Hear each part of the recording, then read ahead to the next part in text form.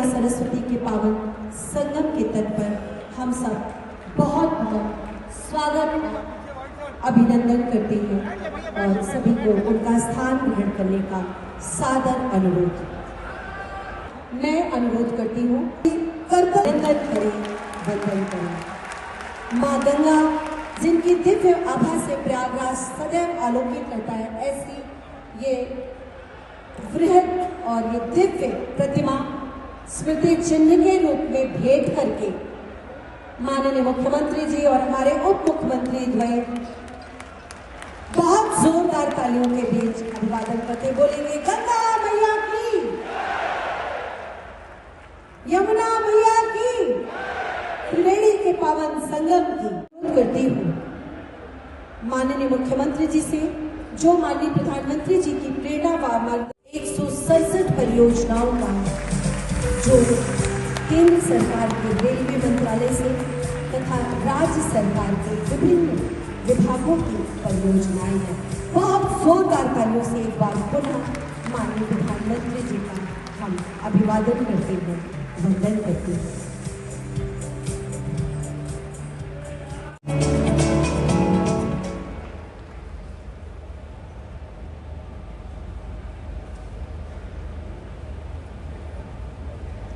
माननीय प्रधानमंत्री जी की परिकल्पना रही है कि महाकुंभ में आने वाले भक्तों को, श्रद्धालुओं को जरूरी जानकारी उनकी अपनी भाषा में सुविधा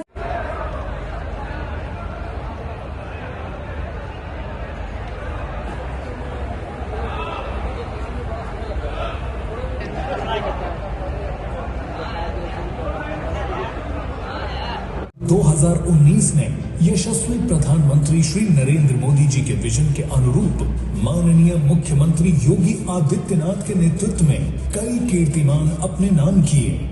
प्रयागराज कुंभ 2019 को यूनेस्को ने दी मानवता की अमूर्त सांस्कृतिक धरोहर की वैश्विक मान्यता। इस अविस्मरणीय आयोजन के बाद सनातन संस्कृति को दिव्य, भव्य और डिजिटल स्वरूप देने को तैयार है प्रयागराज महाकुंभ 2025। यशस्वी प्रधानमंत्री जी के विजन के अनुरूप भारत सरकार और उत्तर प्रदेश सरकार ने 8,600 करोड़ रुपए से तीर्थराज प्रयाग को दिया है नव्य स्वरूप। इस महाआयोजन में आने वाले श्रद्धालुओं के आकर्षण का केंद्र बनेंगे कलाग्राम, संस्कृति ग्राम, त्रिवेणी पुष्प सहित बड़े हनुमान मंदिर। जो भव्यता दिख रही है, जो कायाकल्प हुआ है, बहुत बहुत धन्यवाद होगा आदरणीय मुख्यमंत्री योगी आदित्यनाथ जी को कि पूरे प्रयागराज, पूरे उत्तर प्रदेश को सजाने और संवारने। मुख्यमंत्री श्रीमान योगी आदित्यनाथ जी, उप मुख्यमंत्री केशव प्रसाद मौर्य जी, ब्रजेश पाठक जी, उत्तर प्रदेश के मंत्री, सांसद और विधायक साथी, प्रयागराज के मेयर और जिला पंचायत अध्यक्ष, अन्य महानुभाव और मेरे प्यारे भाई और बहनों, मैं श्रद्धा पूर्वक प्रणाम करता हूं।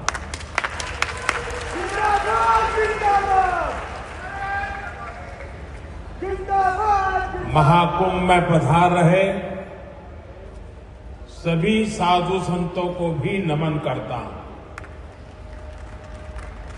महाकुंभ को सफल बनाने के लिए दिन रात परिश्रम कर रहे कर्मचारियों का, श्रमिकों और सफाई कर्मियों का मैं विशेष रूप से अभिनंदन करता हूं। विश्व का इतना बड़ा आयोजन, हर रोज लाखों श्रद्धालुओं के स्वागत और सेवा की तैयारी, लगातार 45 दिनों तक चलने वाला महायज्ञ एक नया नगर बसाने का महाअभियान प्रयागराज की इस धरती पर एक नया इतिहास रचा जा रहा है।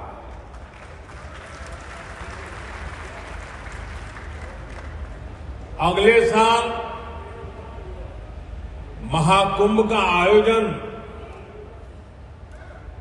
देश की सांस्कृतिक आध्यात्मिक पहचान को नए शिखर पर स्थापित करेगा।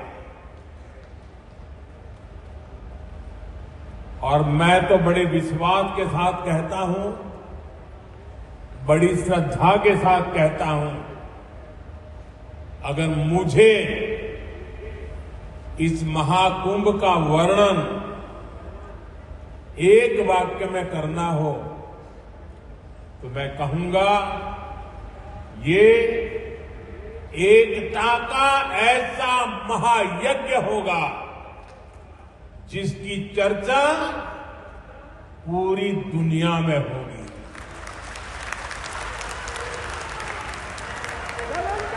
मैं इस आयोजन की भव्य और दिव्य सफलता की आप सभी को शुभकामनाएं देता हूं। साथियों, हमारा भारत पवित्र स्थलों और तीर्थों का देश है। ये गंगा, यमुना, सरस्वती, कावेरी, नर्मदा जैसी अनगिनत पवित्र नदियों का देश है। इन नदियों के प्रवाह की जो पवित्रता है, इन अनेकानेक तीर्थों का जो महत्व है, जो महात्म्य है, उनका संगम, उनका समुच्चय, उनका योग, उनका संयोग, उनका प्रभाव, उनका प्रताप, ये प्रयाग है।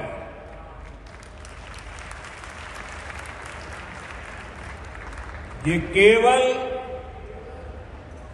3 पवित्र नदियों का ही संगम नहीं है।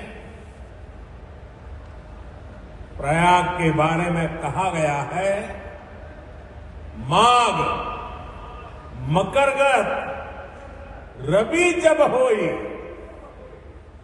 तीरथ पति ही आव सब कोई।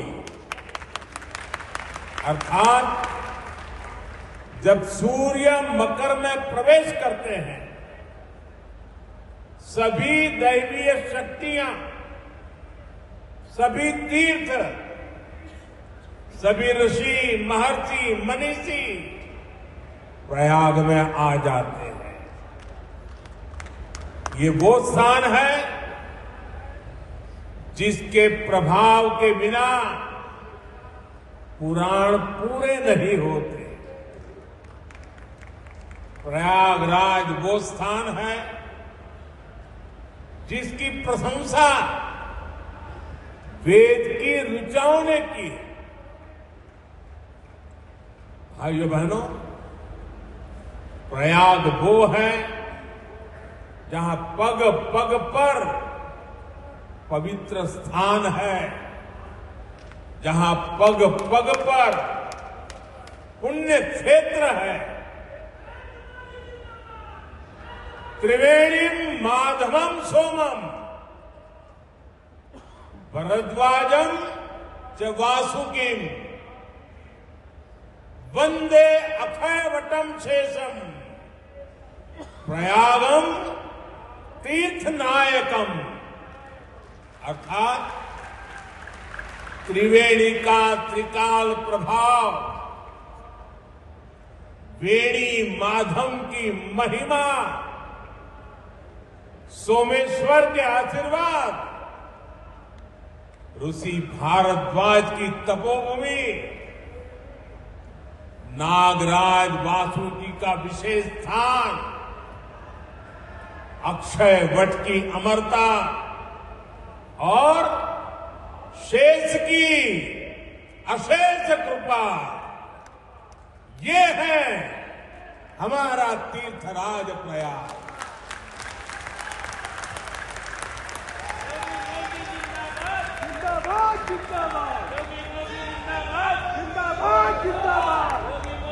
तीर्थराज प्रयाग यानी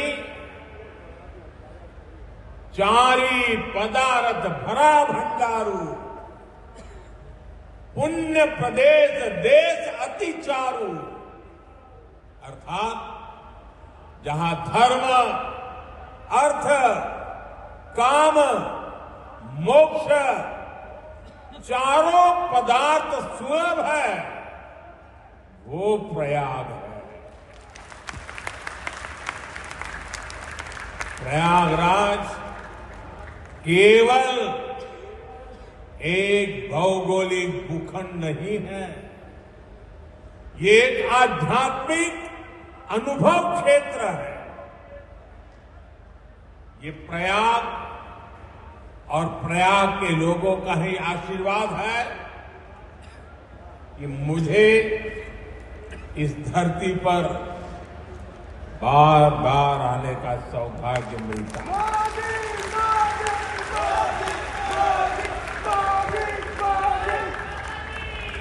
पिछले कुंभ में भी मुझे संगम में स्नान करने का सौभाग्य मिला था और आज इस कुंभ के आरंभ से पहले मैं एक बार फिर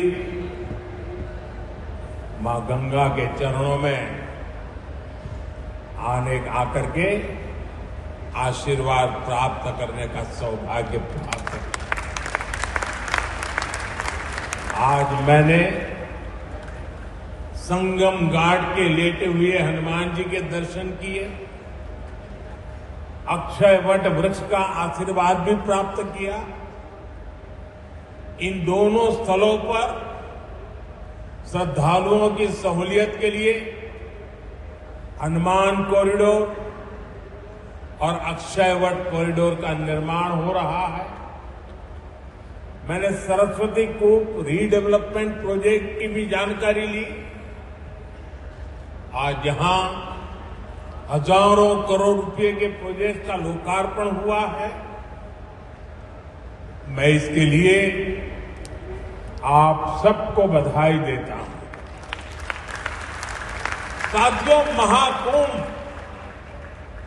हजारों वर्ष पहले से चली आ रही हमारे देश की सांस्कृतिक आध्यात्मिक यात्रा का पुण्य और जीवंत प्रतीक है। एक ऐसा आयोजन जहां हर बार धर्म, ज्ञान, भक्ति और कला का दिव्य समागम होता है। हमारे यहां कहा गया है, दश तीर्थ सहस्त्राणि तीस्र कोट्यस्तथा अपरा सम आगच्छन्ति माध्यातु प्रयागे भरतर्षभ। अर्थात संगम में स्नान से करोड़ों तीर्थ के बराबर पुण्य मिल जाता है। जो व्यक्ति प्रयाग में स्नान करता है वो हर पाप से मुक्त हो जाता है। राजा महाराजाओं का दौर हो या फिर सैकड़ों वर्षों की गुलामी का कालखंड, आस्था का ये प्रवाह कभी नहीं रुका। इसकी एक बड़ी वजह यह रही है कि कुंभ का कारक कोई बाह्य शक्ति नहीं है। किसी बाहरी व्यवस्था के बजाय कुंभ मनुष्य के अंतर मन की चेतना का नाम है। ये चेतना स्वतः जागृत होती है। यही चेतना भारत के कोने कोने से लोगों को संगम के तट तक खींच लाती है। गांव, कस्बों, शहरों से लोग प्रयागराज की ओर निकल पड़ते हैं। सामूहिकता की ऐसी शक्ति, ऐसा समागम शायद ही कहीं और देखने को मिले। यहां आकर संत, महंत, ऋषि, मुनि, ज्ञानी, विद्वान, सामान्य मानवी सब एक हो जाते हैं। सब एक साथ त्रिवेणी में डुबकी लगाते हैं। यहां जातियों का भेद खत्म हो जाता है, संप्रदायों का टकराव मिट जाता है। करोड़ों लोग एक थे, एक विचार से जुड़ जाते हैं। इस बार भी महाकुंभ के दौरान यहां अलग अलग राज्यों से करोड़ों लोग जुटेंगे। उनकी भाषा अलग होगी, जातियां अलग होगी, मान्यताएं अलग होगी, लेकिन संगम नगरी में आकर वो सब एक हो जाएंगे। मैं फिर एक बार कहता हूं, ये महाकुंभ एकता का महायज्ञ है, जिसमें हर तरह के भेदभाव की आहुति दी जाती है। यहां संगम में डुबकी लगाने वाला हर भारतीय एक भारत श्रेष्ठ भारत की अद्भुत तस्वीर प्रस्तुत करता है। साथियों, महाकुंभ की परंपरा का सबसे अहम पहलू ये है कि इस दौरान देश को दिशा मिलती है। कुंभ के दौरान संतों के वाद में, संवाद में, शास्त्रार्थ में, शास्त्रार्थ के अंदर देश के सामने मौजूद अहम विषयों पर, देश के सामने मौजूद चुनौतियों पर व्यापक चर्चा होती है और फिर संत जन मिलकर राष्ट्र के विचारों को एक नई ऊर्जा देते थे, नई राह भी दिखाते थे।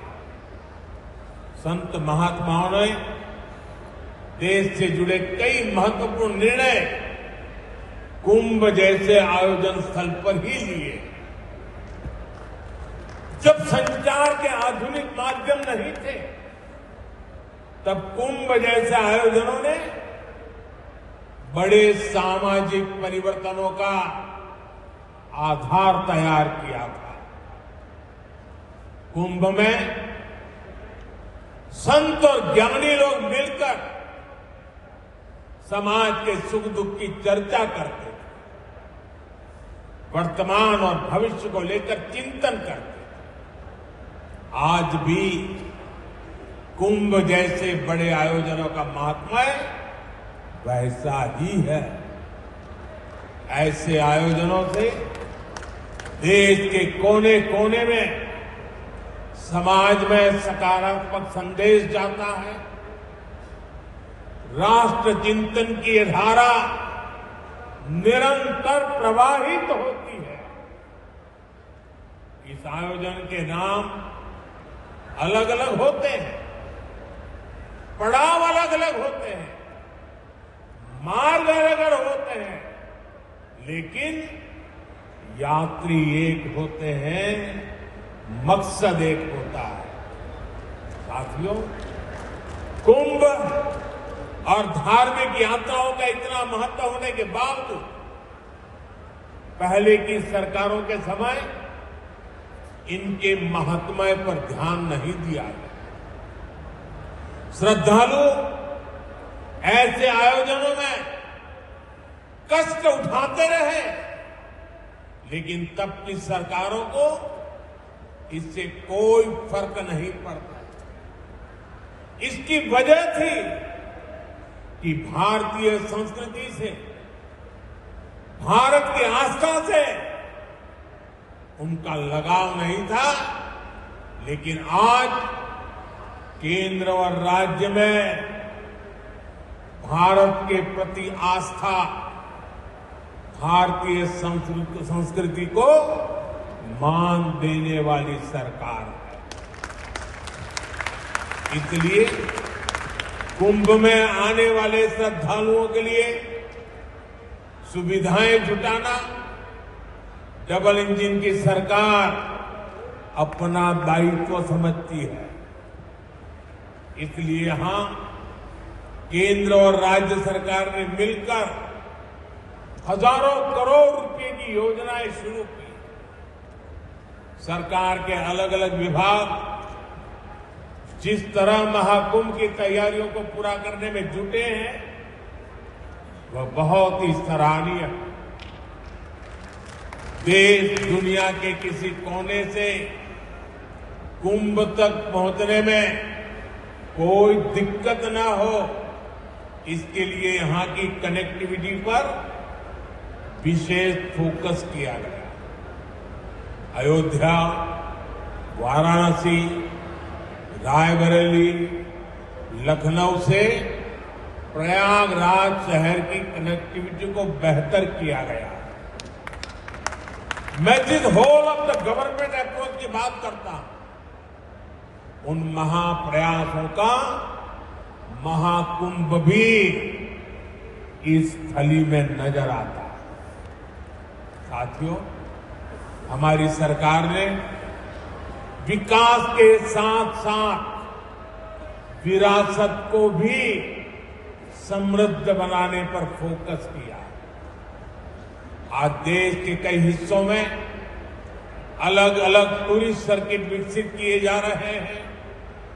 Ramayan circuit, Shri Krishna circuit, Buddhist circuit, Tirthankar circuit, इनके माध्यम से हम देश के उन स्थानों को महत्व दे रहे हैं जिन पर पहले फोकस नहीं था। स्वदेश दर्शन योजना हो, प्रसाद योजना हो, इनके माध्यम से तीर्थ स्थलों पर सुविधाओं का विस्तार किया जा रहा है। अयोध्या के भव्य राम मंदिर ने पूरे शहर को कैसे भव्य बना दिया है, हम सब इसके साक्षी हैं।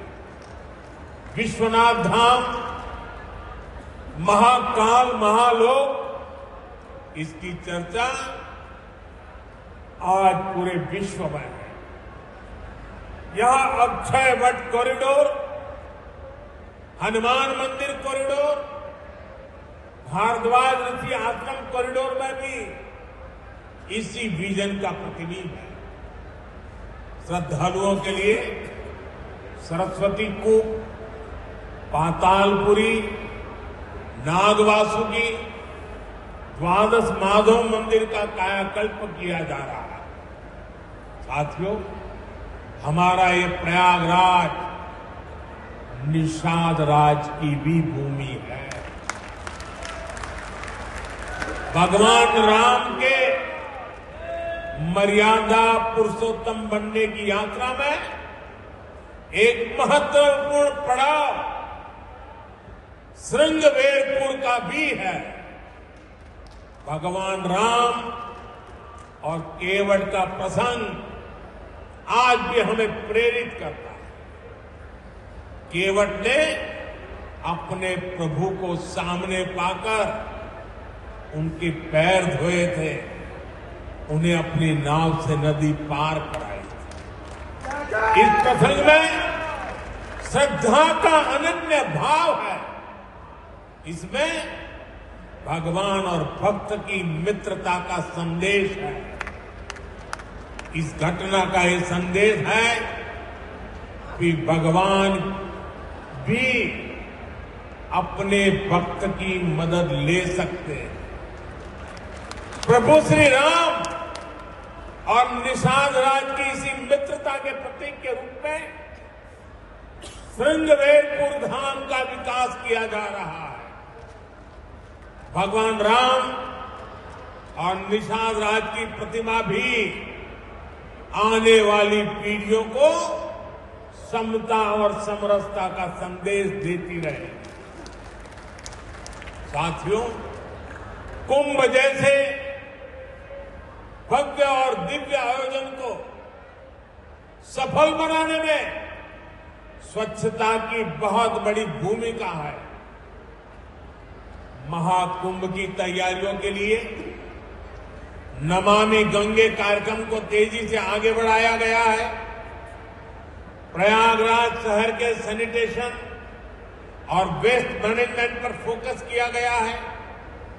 लोगों को जागरूक करने के लिए गंगा दूत, गंगा प्रहरी और गंगा मित्रों की नियुक्ति की गई है।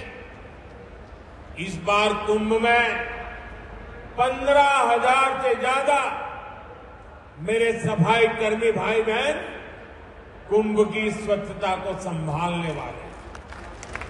मैं आज कुंभ की तैयारी में जुटे अपने सफाई कर्मी भाई बहनों का अग्रिम आभार भी व्यक्त करूंगा।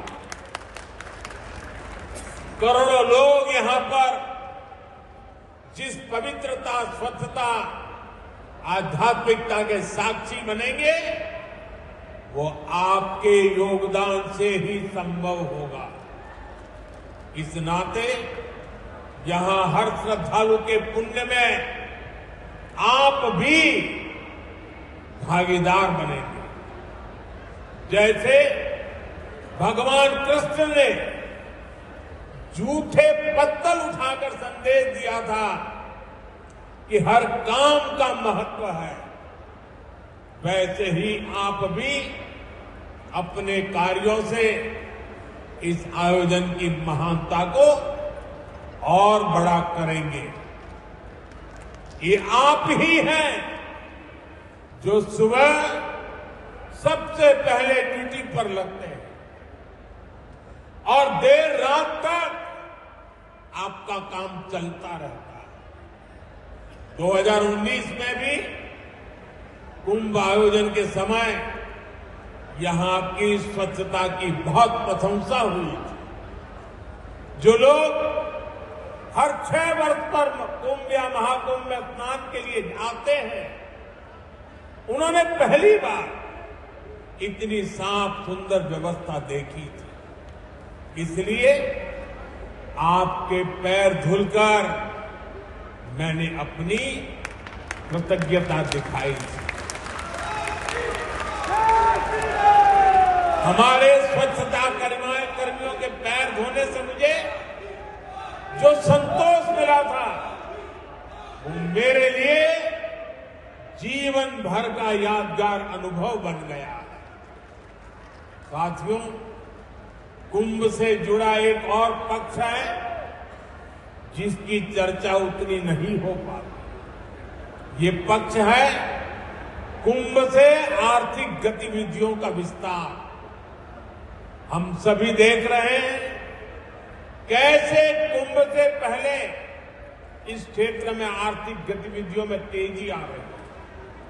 लगभग 1.5 महीने तक संगम किनारे एक नया शहर बसा रहेगा, जहां हर रोज लाखों की संख्या में लोग आएंगे। पूरी व्यवस्था बनाए रखने के लिए प्रयागराज में बड़ी संख्या में लोगों की जरूरत पड़ेगी।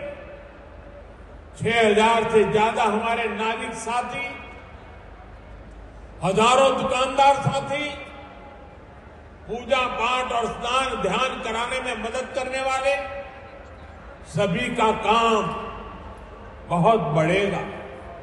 यानी यहां बड़ी संख्या में रोजगार के अवसर तैयार होंगे। सप्लाई चेन को बनाए रखने के लिए व्यापारियों को दूसरे शहरों से सामान मंगाने पड़ेंगे। प्रयागराज कुंभ का प्रभाव आसपास के जिलों पर भी पड़ेगा। देश के दूसरे राज्यों से आने वाले श्रद्धालु ट्रेन या विमान की सेवाएं लेंगे, इससे भी अर्थव्यवस्था में गति आएगी। यानी महाकुंभ से सामाजिक मजबूती तो मिलेगी ही, लोगों का आर्थिक सशक्तिकरण भी होगा। साथियों, महाकुंभ 2025 का आयोजन जिस दौर में हो रहा है वो टेक्नोलॉजी के मामले में पिछले आयोजन से बहुत आगे है। आज पहले की तुलना में कई गुना ज्यादा लोगों के पास स्मार्टफोन है। 2013 में डेटा आज की तरह सस्ता नहीं था। आज मोबाइल फोन में यूजर फ्रेंडली एप्स हैं जिसे कम जानकार व्यक्ति भी उपयोग में ला सकता है। थोड़ी देर पहले अभी मैंने कुंभ सहायक चैटबॉट को लॉन्च किया। पहली बार कुंभ आयोजन में एआई, आर्टिफिशियल इंटेलिजेंस संकल्प की तरफ तेजी से बढ़ रहा है। मुझे विश्वास है कि महाकुंभ से निकली आध्यात्मिक और सामूहिक शक्ति हमारे संकल्प को और मजबूत बनाएगी। महाकुंभ स्नान ऐतिहासिक हो, अविस्मरणीय हो। भारत माता की, भारत माता की, गंगा माता की, गंगा माता की, गंगा माता की। बहुत बहुत धन्यवाद। बहुत बहुत धन्यवाद, साधुवाद माननीय प्रधानमंत्री जी, आपके इस प्रेरणादायी बोधन के लिए। माँ गंगा हम सबको इतनी सामर्थ्य दे कि जिस तरह से भव्यता के साथ, दिव्यता के साथ इस डिजिटल कुंभ महाकुंभ 2025 को आपने सोचा है, हम सब